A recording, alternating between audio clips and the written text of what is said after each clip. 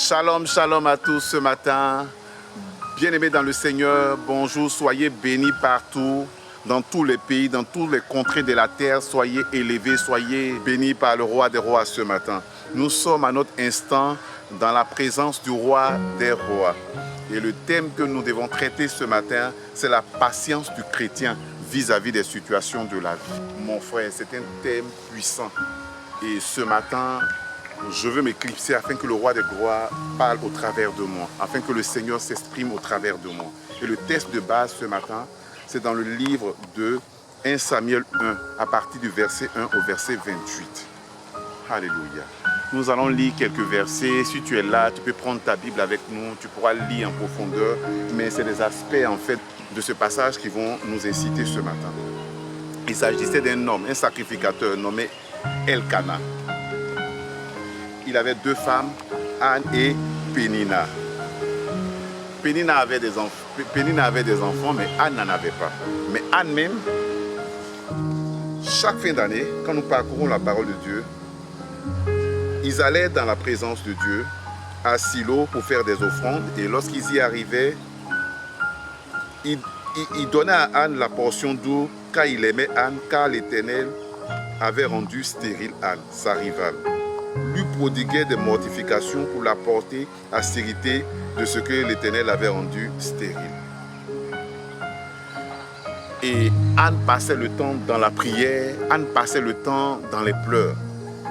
Et lorsque nous parcourons la parole de Dieu, Anne se leva après que l'on eut mangé et bu à Silo. Le sacrificateur Élie était assis sur un siège près de l'un des poteaux du temple.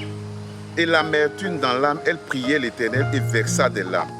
Elle fit un vœu en disant à l'Éternel des armées, si tu daignes regarder l'affliction de ta servante et si tu te souviens de moi, n'oublie point ta servante, et si tu lui donnes à ta servante un enfant mâle, je le consacrerai à l'Éternel pour les jours de sa vie et le rasoir ne passera point sur sa tête.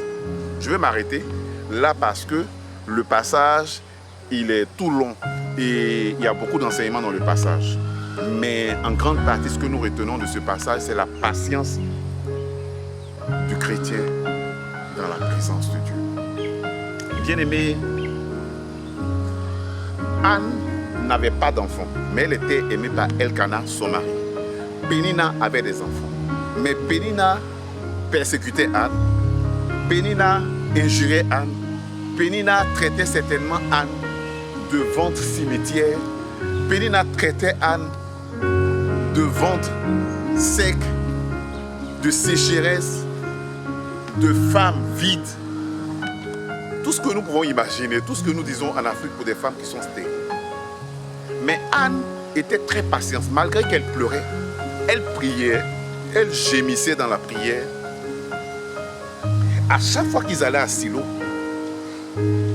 pour aller faire des offrandes, elle avait le double des offrandes. Mais Anne était patiente malgré qu'elle était insultée, elle était repoussée par Pénina, elle était disgraciée par Pénina. Peut-être même que Pénina même faisait un fan club pour pouvoir la disgracier. Mais Anne était focalisée sur le Seigneur. Mais bien aimé, dis avec moi le temps du Seigneur. Quand le temps du Seigneur sonne pour toi dans la patience de Dieu, mais la patience déclenche de grandes choses. Ils vont à Silo pour une seconde fois. Ils vont faire des offrandes. Anne, comme d'habitude, se met à pleurer. Et son serviteur, Élie, arrive. Il trouve que Anne était dans l'amertume. Mais Anne lui a répondu que je ne suis pas dans l'amertume, mais je suis ta servante est affligée. Ta servante est affligée. Anne libère son cœur. Dit qu'elle n'est pas dans l'amertume, mais elle attend quelque chose de la part du Seigneur. Et c'est un enfant. Et l'homme de Dieu rassure Anne. Il dit à Anne, à la même période, ce Dieu qui a permis que tu sois stérile afin que son nom soit glorifié, va te donner cet enfant que tu as donné. C'est pour dire à quelqu'un,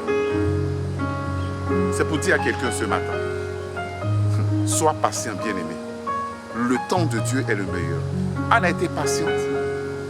Et lorsque Elkana est allé vers Anne, Anne a conçu un enfant.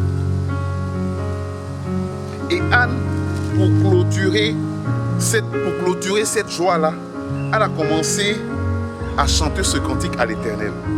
Commencez à remercier le Seigneur. Mon cœur se réjouit en l'Éternel.